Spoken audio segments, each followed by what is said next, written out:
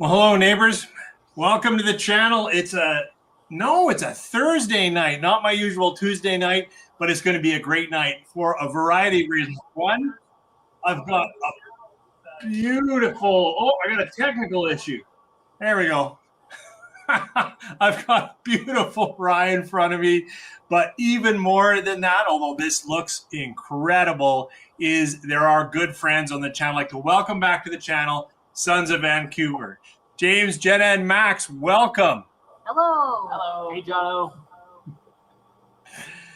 I don't know if you guys caught that live. I don't know what happened, but I have a second monitor and it started streaming my YouTube back into me. And so I apologize for the fumbled intro. So awesome to have you guys back here. Awesome to have a beautiful bottle that I want to talk all about, all the ins and outs, technical details you're willing to share with us here. But first, how's life out of Vancouver? How are you guys doing? Rainy. Gloomy stuff. I'm waterproofing my boots this weekend. Yeah, fair enough. Just launched our advent calendar not too long ago. Had a double whiskey release in October that sold out, so life is good. We're in the middle of a distillery school this week, so we got 4 prospective distillers spending the week with us, learning how to make whiskey. Nice. Whiskey Busters, yeah. Watched our video.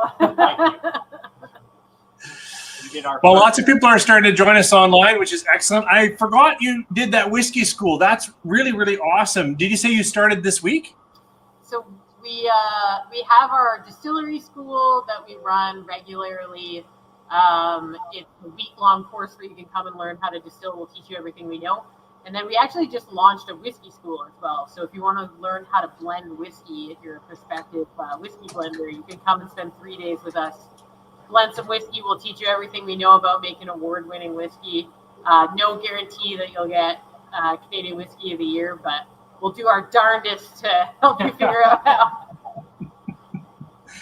You know, actually, before we go further, I will say it's one of my best memories when I was able to sit in your front office, but your front cocktail lounge, sit at a table, and you walk through, that art of the blend. And I think we'll probably touch on it throughout the night. I've been a proof hound and a single barrel hound for a while, and I would say tasting alongside with you guys, a little bit of this and a little bit of that, and then what if you combine them, I think awoke in me a better appreciation for the blend. Now, we're not talking blend like Scotch whiskey blend where we're talking different grains mixed with, single malts, that kind of stuff. But the idea that different casks have different character, a little more nose, a little more heart, a little more body, and then your art of trying them and blending them to get a taste profile, I think really, anyways, I create a lot of respect for you guys for teaching that to me. So thank you.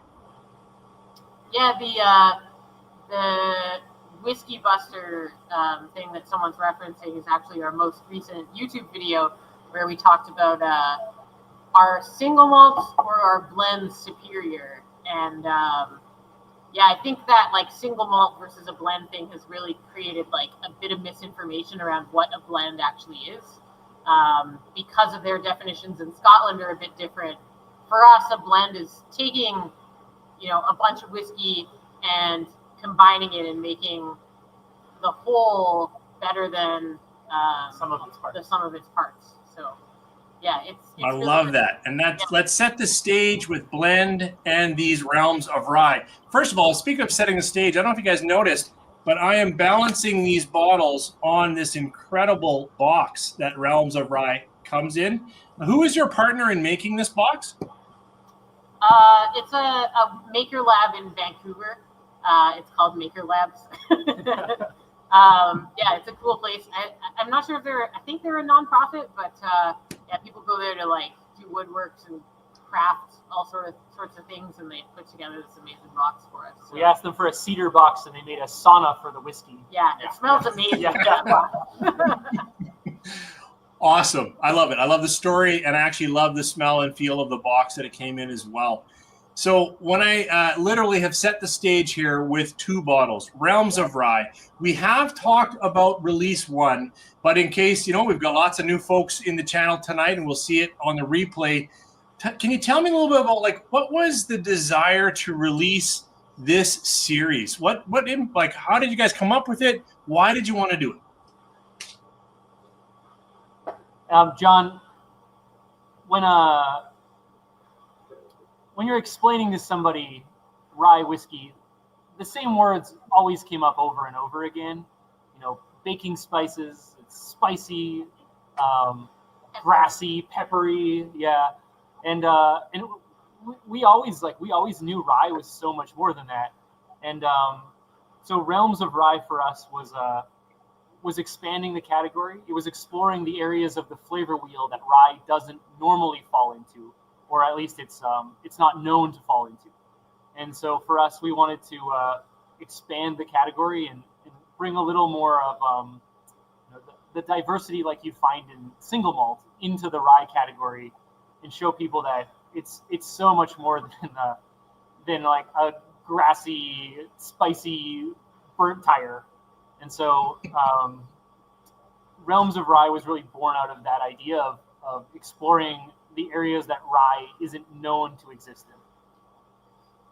I love that concept, and I love that you've got details on the back of each bottle that gives both kind of a flavor wheel, but also a little bit what's going on. We started an early conversation here tonight about blend, and I noticed that this first release has 4 different barrels that go into it, but it's ex-bourbon and new oak. That's the only casking that's going on.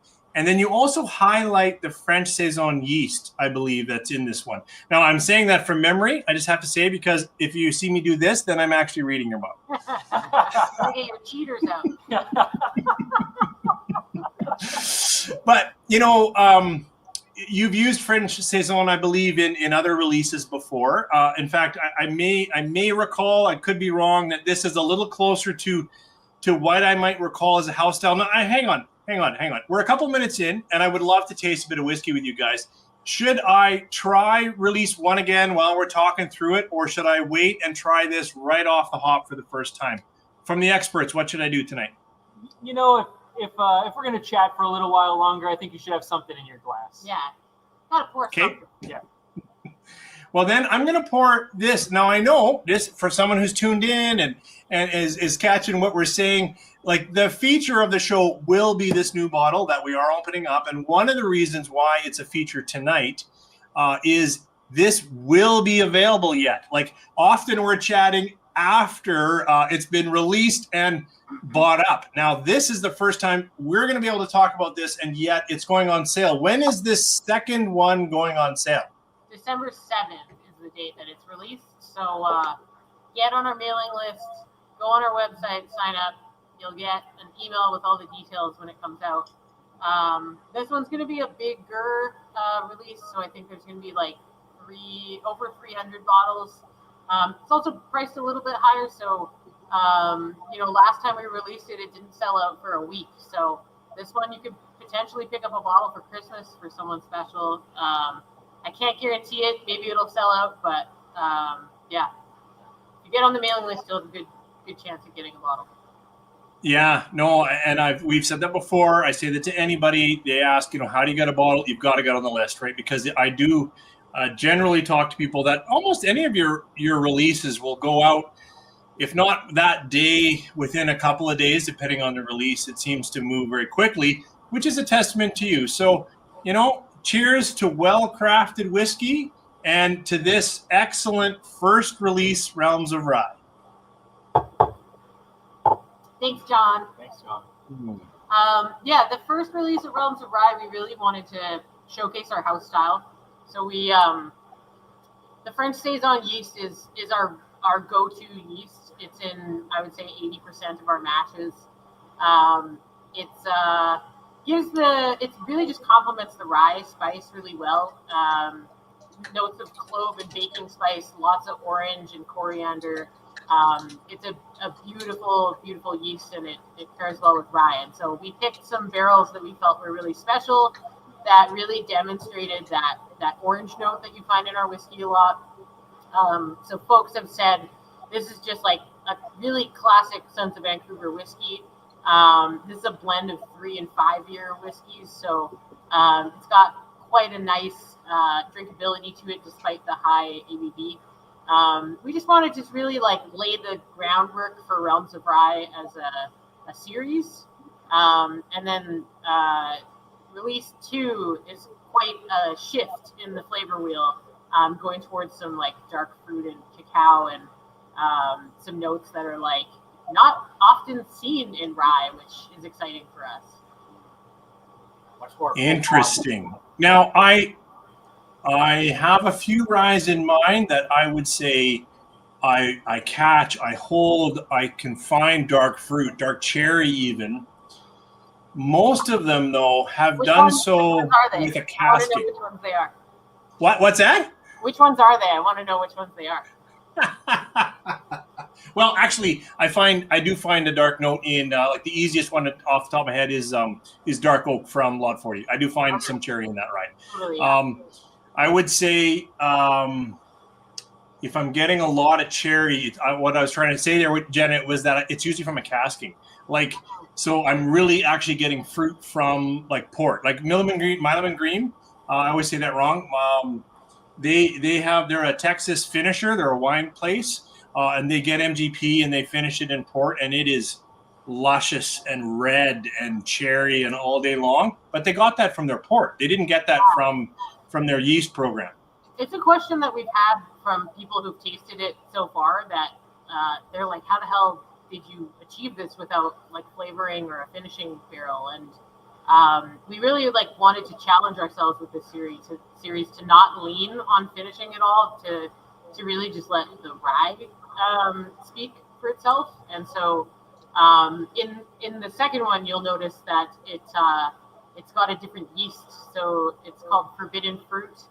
And if you know anything about yeast, you can have 2 of the exact same mashes, and if you pitch different yeasts in them, you'll end up with 2 different end products. And so the yeast here plays a big part in bringing out those like ruby red notes, and then the cask as well, that deep dark new oak sort of bourbon oak note there is really great for bringing out those like chocolatey notes. Can you talk about the restrictions that we put on Realms of Rye? For, like, consistency? So like Realms of Rye specifically, we wanted to demonstrate how rye can really be the proponent to lead to these flavors. And so we said no finishing casks, no added flavors or anything like that, which we never add anyway, but we want to make it really clear there's no colorants, there's no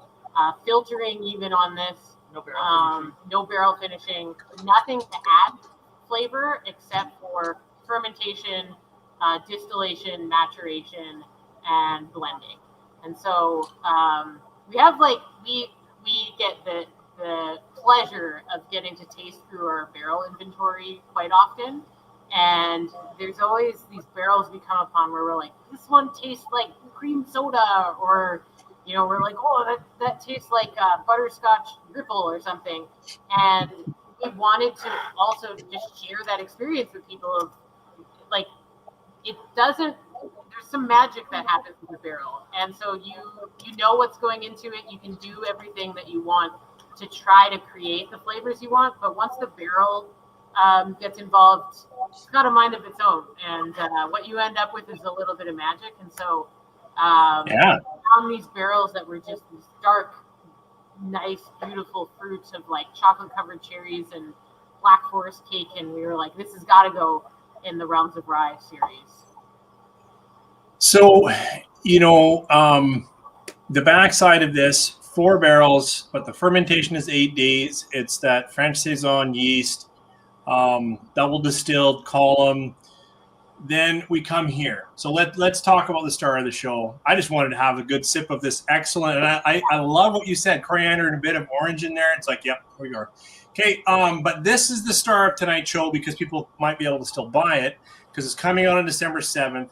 This only has 2 barrels that you found to make this instead of going into 4. Yeah. It does say the same ex-bourbon new oak, so I don't know if it was one of each or whatever, but and everything else is the same except you've got forbidden fruit as yeast. Like that just jumps off the page for me. Now I'm actually going to start opening this because it could take me a while. I'm bad at opening bottles.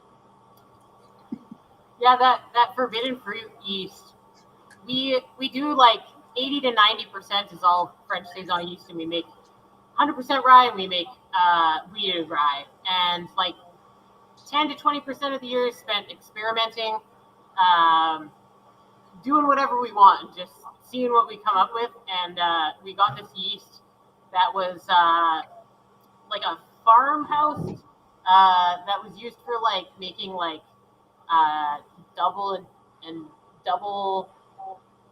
and triple beer, like not like triple barrel, but like TRIPPL. Yeah. So like Trappist beers. Yes, thank you. Strong ale, and it said that it was like fruit, like red fruit, and so we tried it out. All of these nice flavors coming out of the fermentation, and then we brought it off the still, and there was some like cherry, but we were like, oh, some of those notes didn't show up, and we thought they would, and so we put it away in the barrel, and like a year, 2 years later, we were like, this is crazy. Like it was like chocolate covered cherries and like black cherry soda and like grape jelly, and all of these like dark fruit notes were coming through, and then there was like this nice like cacao nib sort of Dutch cocoa powder thing happening, and we had aged it in ex-bourbon barrels primarily, and then we moved some into new oak barrels to try and get some more like wood tannins on it, and it just came out beautifully. We're really happy and proud of this one. We've done okay. Go ahead, James. Sorry. We've done like 550 matches or something. We've been open for like 10 years, John, right? And I remember when this came off the still, it was like plum brandy. It was so like just dark and juicy. And so we all kind of saw it coming, and we kept the barrel like relatively accessible and just tasted it over the years. And this was, I don't know about you guys, but this was like my number one barrel for a few years. Yeah. Definitely. Wow. Well, heads off to whoever does your bottling, because that came off perfectly. Usually I'm scrimping around and the foil gets caught, or if it's waxed, I can't get in there. So. Next time as a joke, John, we're going to send you one with a cork in it, and we'll shrink sleeve it. Well, I'm going to open her up. So, I don't know if that got caught on video, but I like to get a good cork pop. This is Realms of Rye Release 2. And is that the full name, like dark fruit and cacao, or dark fruit and like cacao? Cacao. Yeah, we wanted to really like put the flavor at the forefront. We put the age of each barrel on the back, because one thing you don't see a lot in Canadian whiskey is transparency, and we wanted you to know everything about this whiskey. We're nerds, whiskey nerds at heart, and so we love it when you have all the information about a barrel when you're drinking a whiskey. So we put all the information on there. Forgot where I was going with that, but Well, I love that you even you put some of the, you're going to notice some of these flavor note profiles because you've noticed that in putting it together. And the back of the bottle, as I shared earlier, I don't have a cutaway cam, but if anyone's tuning in on that, it's really outstanding. Hang on, I can do better. Yeah, we want to get pretty nerdy with it. What I was trying to say was we put the age of the barrel on there, but age isn't the focus here. We all know that a lot of old whiskey is bad and a lot of new whiskey is good. And so here we're focusing on flavor, but we're really happy with how it turned out. Well, you've been describing all the flavors, so obviously that's what I'm getting. But it also has I guess that's cacao. I keep saying cacao, and you're like, no, that's wrong. It's cacao, right? Cacao, yeah. It's not as bad. I did a live once, and it was Penelope bourbon, and I was like, you know, that new bourbon, that Fenellope or whatever. I couldn't read Penelope. Like, You're the best, Josh. I had 2 other channels, and they literally stopped and went, Penelope? Like it was. We should We've all been there. release CO bonds.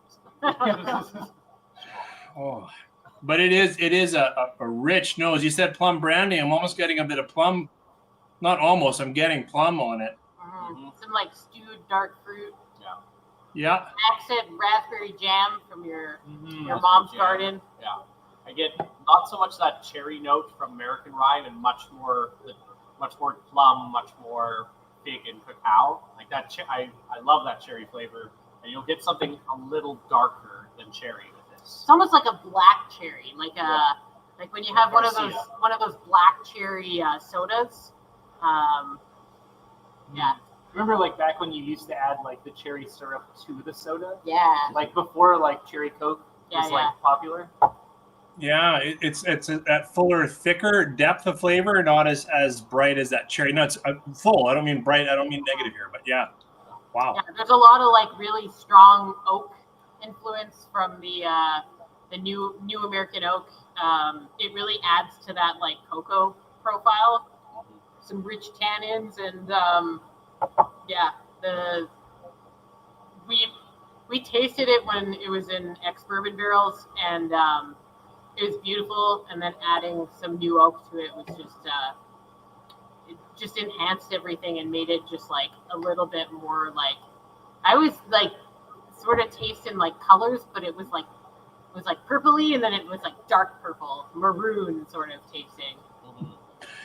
I love it. Tasting colors. I read an article about synesthesia where a fellow was involved in whiskey, and they were were we talking about this? It was yeah. Well, yeah, who's that blender in like John Glazer started it, but it's not that anymore. Compass Box. They made a whiskey with a bartender who was synestheologist who could smell colors. Yeah. Yeah, no, one woman whiskey on there said, "Not your granny's rye." No, it's not your granny's rye. Definitely not. Sitting at 59.9%. Too high for granny. You know, in contrast, the citrus is really coming out on the first one. For me, it's just like in contrast that when I come back to it, that's what's coming out. That, you know, like you've bursted a bit of orange on your old fashioned, that kind of thing is coming out more in the first one. This stays into that. Yeah, go ahead. When these have oxygen added to them, like they really open up when you let them sit in the glass for a little bit. Mm-hmm. Yeah, I think that's maybe what. Oh, I'm not on. I think that's maybe what's happening even already. In that I'm getting now more of that light chocolate or unsweetened chocolate or almost like a graham cracker, but a chocolate cracker, that kind of like more body to it. Yeah, a bit of dark chocolate, sort of that like a bit of like when you have dark chocolate and it's a little bitter at the end. I just picture opening like the purple like can of Trader Joe's like cacao. And it's like, before you even get your nose in there, it's just like, poof. It's like in the air. Making brownies at home and you stir it and it's cloud of cocoa. Fries cocoa blows into your face. Yeah. Fries cocoa, yeah. Dutch processed cocoa. Yeah. Well, it will open up more. The bottle as well. Never trust a neck pour. I'm sure as I get to know it will open up, but I'd like to taste it. So cheers to your health, you guys. Thank you. Yeah, so Realms of Rye, we're gonna be releasing probably 5 or 6 of these over the course of the next like year and a half, 2 years. Gotta collect them all. Yeah. As John said, like putting the two beside each other, you really see the contrast between them, and makes it even more apparent, like how differently 2 barrels or 4 barrels or whatever can taste from each other, even though they're the same mash bill. I think that's exactly the point we want to drive home with this series, is that you should be able to try them side by side and distinguish them, knowing that they're not cash finished, that they're treated like any other whiskey, which is the best that we have to offer, and they're most emblematic of the diversity that we see in what we make. I think that's one of the things that drew me. I mean, I've always, I'm a long time appreciator, a fan of your craft and your work. But when I saw, you told that story, you shared it here with us already. Just let's say, rye needs to speak. It's not just spicy, although I love spicy rye. It's not just grassy and dill. I can get behind that too. But there's a breadth in the grain itself that you can bring out. And I feel that that's this series. If you saw me running around, I always have a spoon here so I can put a little bit of water on it, and I can't find my spoon. So sorry for that. I'm going to try to just put just a drop. I just want to see what a drop does. We released the first Realms, I think in August, was it? It was like June. A bit earlier. Yeah, maybe June. And I think when it came out, it wasn't apparent that there would be multiple of these in a series. And so really that's kind of come together with this one. And what we wanted to do with the first one was show our house style, make something approachable that's also like relatively similar to rye. It's not uncommon to get orange flavors from a Alberta premium cask strength or something like that. But the next 4 that we work on, 3 or 4 anyway, they're going to be exploring those other areas of the flavor wheel on the back. So we're going to get a lot more like earthy and environmental. We've been talking about a couple casks that we have that are a bit grassy as well. One of our earlier releases, John, did you ever get Summer Road Trip across the Midwest? Yeah, I did. Yeah, I even have some. Yeah, so that one, that's actually that is my favorite. And then followed by Realms number 2 of all the releases we've done. That has like a hard water mineral aspect to it that I'm really excited to find a few more barrels like that and then bring them out in the Realms, under the Realms umbrella as well. And so you have some barrels cooking is the wrong expression. Barrels resting, barrels. I'm going to use the barrels cooking expression. I love that. Yeah, we've got a few barrels that we've sort of earmarked for Realms of Rye that we're excited. It's there's one that there's a few areas of the flavor wheel that we know that we want to hit, and so we're looking for barrels that sort of go in that direction.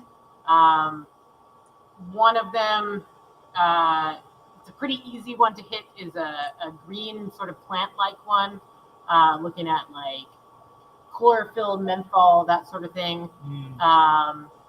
I really like sweet and sugary one, candy, cream soda, cola gummies, that sort of thing.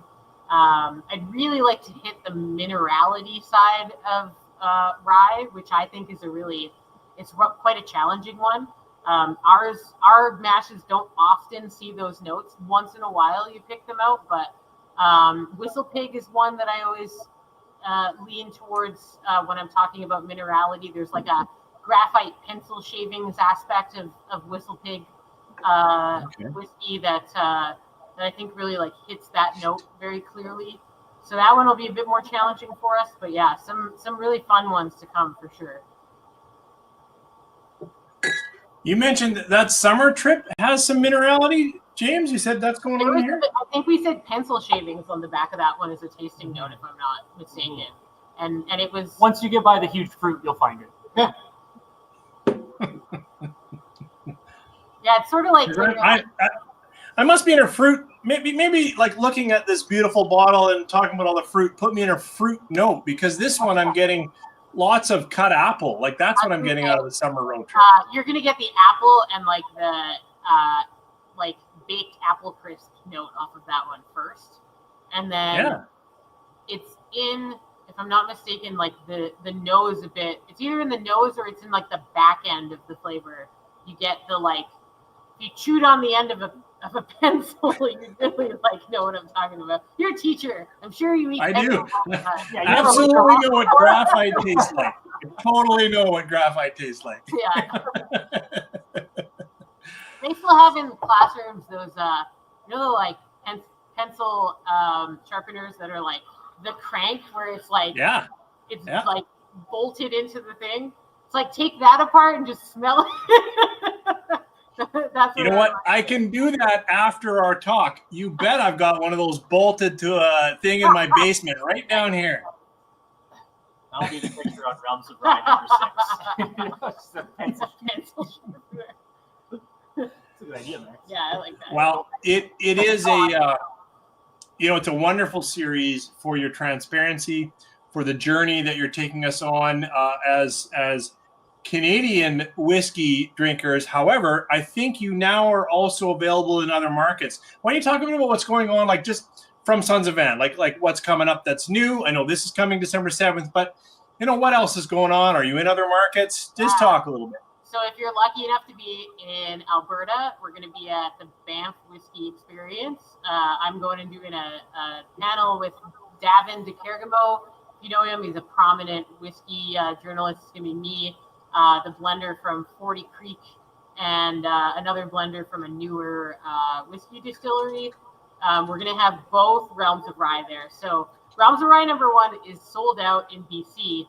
We reserved 5 cases to import to Alberta, and it took this long for us to get all of our paperwork and everything. So those 5 cases have been sitting waiting to go into Alberta. So those are going to be hitting liquor stores eventually. We don't know which ones yet, but we're for sure going to have some bottles at Banff Whiskey Experience.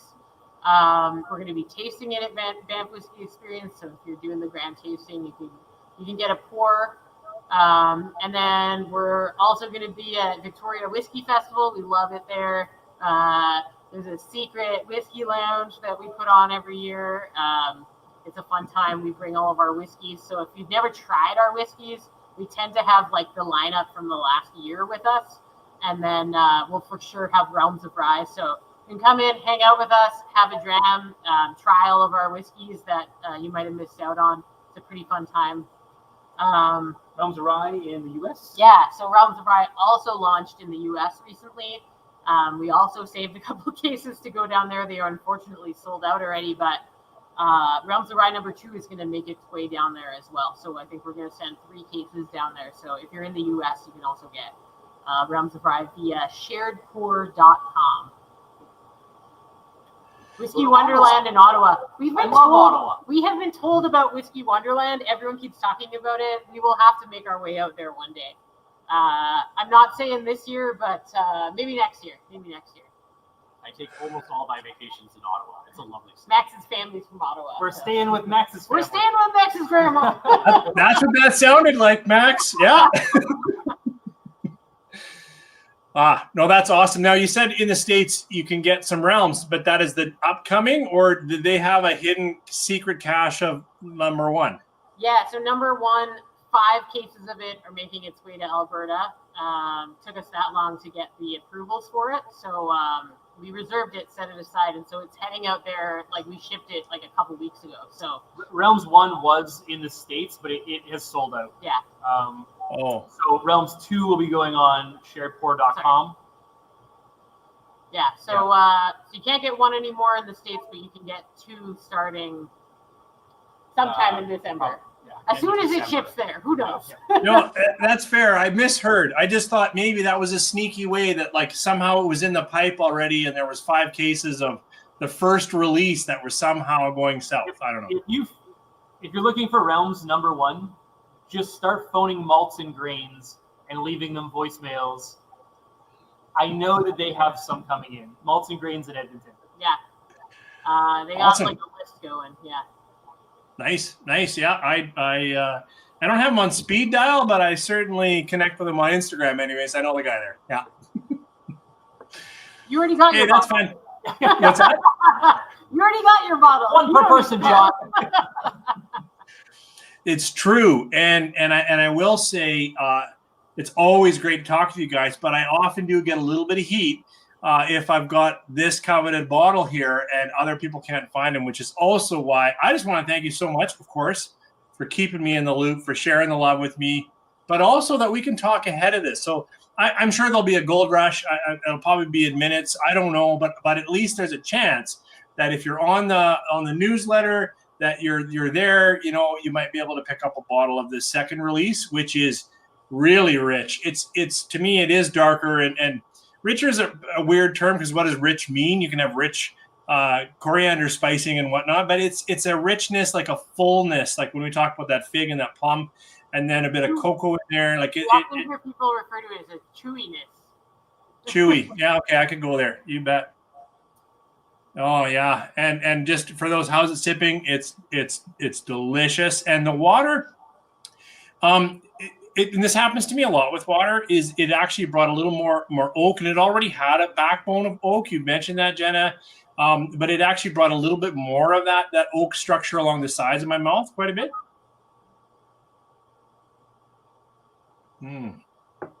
Sorry, I didn't mean to stop. Dessert-like, yeah, it's that kind of richness, fullness, chewy, just dark, and I'm resisting. I didn't get it. I didn't set it out here, and I don't want to do it. But it does remind me of that port finished rye. It's got a bit of that kind of note, even though I know you've told us it's new oak ex-bourbon. There's nothing like a fortified wine barrel kicking around in the back there. So I know that, but I'm just saying it does have those kinds of notes for me. Yeah, we've had a few people say like that. Like they're just like, I don't understand how this isn't sherry or port finish, because it's so red and juicy. These guys are gonna make fun of me, John, but one of my favorite things ever is having like a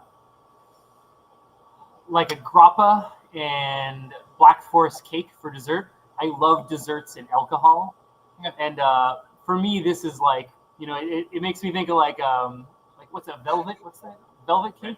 Like red velvet Black cake, Forest. Like a red or velvet. like Black Forest cake. Like it's like right up there for me.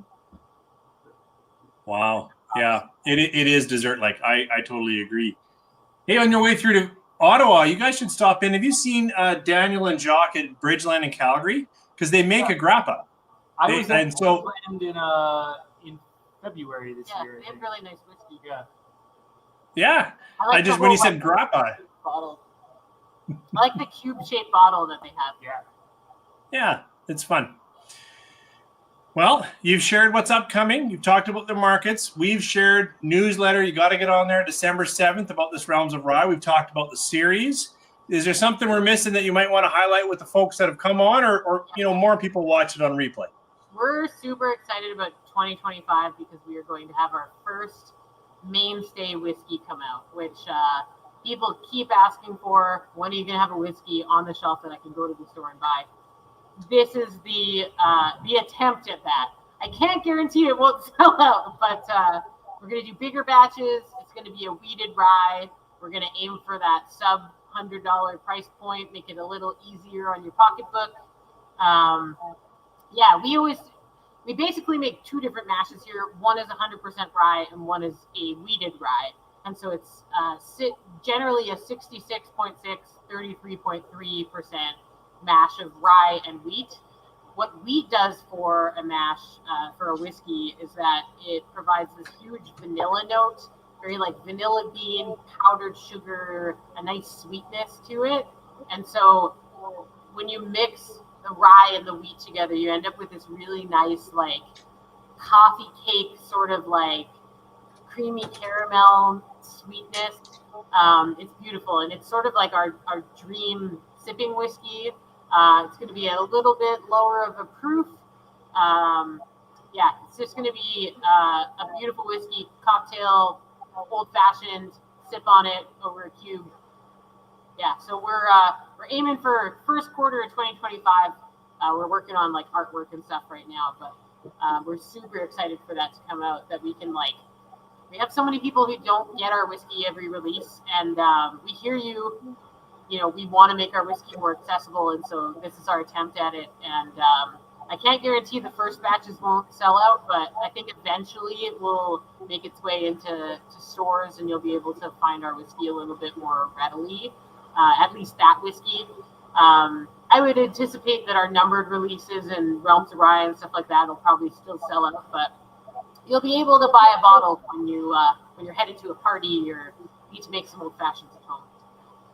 And Did if you- anyone is coming to the Victoria Whiskey Festival, shoot us a message. We'd love to see you there. Yeah, we'll bring some samples, maybe some barrel pulls or something like that. Nice. Yeah. Oh, that'd be amazing. I don't know if I'm going to make it. It's a tough time for me coming back after kind of Christmas break back in schools. We're kind of just getting back into it, and then to come on over is a little tough. When you mentioned this release, Weeded Rye, it's going to hopefully stay on the shelf. You know, maybe the first few batches might fly off the shelf, but it'll be something we can pick up. Did it have a name? Like, you guys have always been so creative. Summer road trip, palm trees, cigarettes, and leather, whatever. This one we went real normal with it. We're just calling it Weeded Rye. We're honestly trying to create a category here. Like, you see weeded rye once in a while in the States, but you know, everyone talks about weeded bourbon. Weeded rye is delicious. And so we want to start the category of weeded rye in Canada. It needs to be the go-to for a nice sipping whiskey. Okay, wait. Wait. Maybe I'm getting this concept now. Like, just as you're demonstrating, hey, rye, just like malt can be all these things, all the single malts, and you can have unique ryes. Because I'll say, when you talk wheated bourbon, yeah, I know, because you don't have rye, you're using wheat as that other grain. No, it's got this. Oh, okay, that's the other grain. What we don't really talk about when we talk bourbons is we're talking corn whiskey, and it's a wheated corn or rye corn or something like that. But no one says that, right? And so are you saying, like, rye is the main, like, this is it, it's rye, and this is a wheated rye. And then are you going to do a barleyed rye? I mean, people do that sometimes, 5% barley to open it up if it's malted barley. Are you going to do that kind of series? No, that's not the idea. Really, like, what? Not at all. You got it wrong. Totally wrong. What? I feel like what we're trying to convey is that what's so amazing about wheat, and actually one of the reasons that you don't actually see like 100% wheat whiskeys very often, is that wheat provides so much vanilla. You know, that's the reason that Maker's Mark is so famous and people gravitate towards Wellers and stuff like that. Wheat makes an incredible sipping whiskey, and everyone knows that rye makes a great cocktail whiskey. When you marry those two in just the right amount, it's such an amazing thing, and it makes such an approachable rye with just a big vanilla bomb to it that you don't see anytime else or anywhere else. We're really excited to have this as like a sub $100 whiskey that's like just great for cocktails and your daily driver, we like to call it. I think like part of everything that we do is that we want to make rye to Canada as malt is to Scotland or as corn is to America. That for too long we have called whiskey rye that does not have rye in it. And you know, we're not political people, we don't take stands, but like we do believe that if you're going to refer to something as a rye, that it should have rye in it. And so we want people to see that rye is good enough to stand on its own, that it's not one single flavor, that you can make it taste however you want, and when you marry it with another grain like wheat, that you can create this other dimension of sweetness and flavor that's amazing. And so we don't do corn, we don't do wheat whiskeys, but a wheated rye is the perfect way to have a nice sweet sipping whiskey. Okay, you've corrected me. I just was running with an idea. It's like, well, you know. And what I'm going to do after the show is I'm going to take this from Last Mountain. It's their 100% wheat whiskey. I think it's one of the best wheat whiskeys I've ever had. And I'm going to play blender, as you didn't teach me, you showed me, and I watched. But I'll see if I can't get a little bit. Do you give transparency when it comes out, the percentage of wheat and percentage of rye? Will that be something you'll share? Absolutely. Yeah, totally. So we should plug December 7th. We got Realms of Rye coming out. We got another whiskey coming out at the same time. So release number 13 is going to be coming out. I feel very bad for release number 13 because it's getting eclipsed by Realms of Rye number 2. But we wanted to get as much whiskey out before Christmas as possible. People are clamoring for it, and so we're doing 2 releases at once. Release number 13 is essentially a test batch of our weeded rye. And so release number 13 is as close to our weeded rye as you're going to get before our mainstay SKU comes out. So release number 13 is at cask strength, so it's definitely a little bit higher in the ABV category. Our weeded rye, when it comes out, is going to probably be 101, so like a 50.5% ABV. But in terms of barrels that the liquid's coming from, or like batches, in terms of ex-bourbon to new oak and flavor profile, it's very similar. And so we're sort of treating it as, honestly, we couldn't get our shit together to get the label ready fast enough.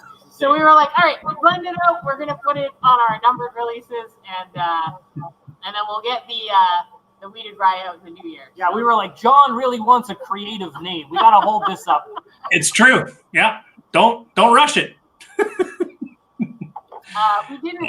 haven't been talking about that one as much because we don't have the bottle ready and the label ready, and so I can't show photos and make it look pretty. But yeah, it's gonna be 2 whiskeys. So if you don't get Realms of Rye, you might get that one, or vice versa.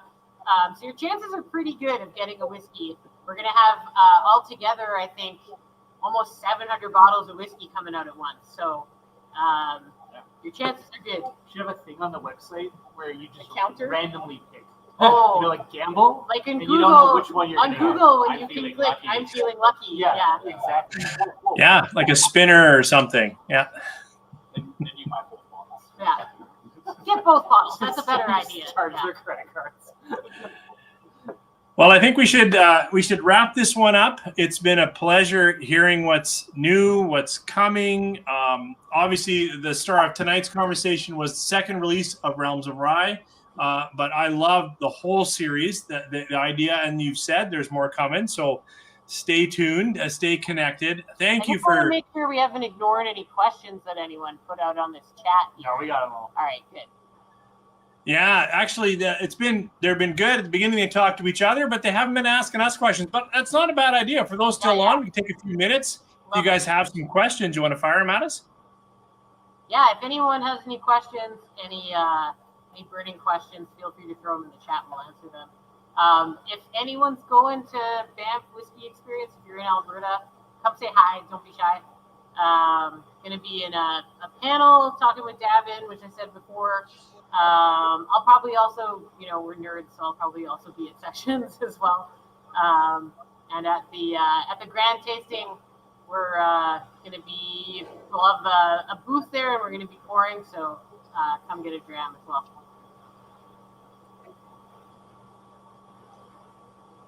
Oh, Jono. Oh. What time on the 7th? December 7th, 1 p.m. Yeah, that's when our bar opens. So we 1 start p.m. Pacific time. Pacific time. I was just going to add, remember, because people asking could be in Ontario. Are you guys do daylight savings, right? Yeah. So 1 hour ahead of us. So it'll be 2 p.m. Alberta time. I don't know what it is anywhere else. Just Google it. Rye crop. We are getting a rye crop. Yeah. I love Seaway Whiskey Wire. We sent them whiskey before. Yeah, nice. We planted a rye crop. So we work with a couple of places to get our grain from. We have a farmer in Invermere, right near the border of Alberta, and he supplies our wheat right now, but he's never grown rye before, and so we challenged him and said, grow us some rye, man, we're going to buy all of it. And so technically we're getting like an estate grown rye, if you want to be bougie and call it that, but it's going to be like the first rye crop grown in Invermere. Global warming and stuff like that, like we order a lot of our rye from the South Peace region up in Dawson Creek, and sadly, with temperature's getting higher, like we've had some trouble with rye sort of not being of the best quality just because of the growing conditions. And so Invermere is a little closer to Alberta. They're technically in a different growing region, and so we're hoping that way we'll have like a bit better quality of grain. We're interested really to see how it differs from our regular product. Maybe you'll see like an estate bottling or a bit of a different flavor profile, but yeah, we're really excited about it. So the rye strain. I was Ontario. Thanks for doing that conversion. I was super glad that Seaway asked that question, because I'm sure you've shared it, but I didn't know that you were kind of, in essence, supporting growing your own rye. That's really awesome. Yeah, BC has laws that prevent us from using just any grain. In order to qualify for markup discounts, you've got to use BC grain. And so we're relegated to using grain grown in this province. And so we're happy to support local, but it does make it a bit more difficult to have some variety. So by having a new farmer grow it for you, have a bit more control over what's being grown and the quality of it. He also has a beautiful grain mill that he has a really nice crack on the grain, which is very important. So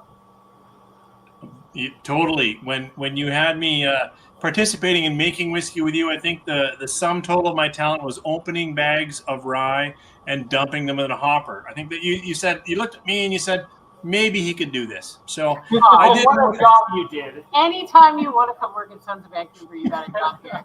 If teaching doesn't work out. Listen, if this but there was a variety between the almost like flour versus a coarser ground. And so someone who knows how to grind it right, I think, is probably really, really good. Yeah, totally. Well, thanks again, guys. We're going to wrap it up. People can ask us questions on the replay. Thank you for everyone who joined us. And, of course, you guys for coming on and just sharing the goodness of rye with all of us here. Cheers to you. Cheers to everyone online. Guys, go subscribe to our YouTube channel as well. Thanks, guys.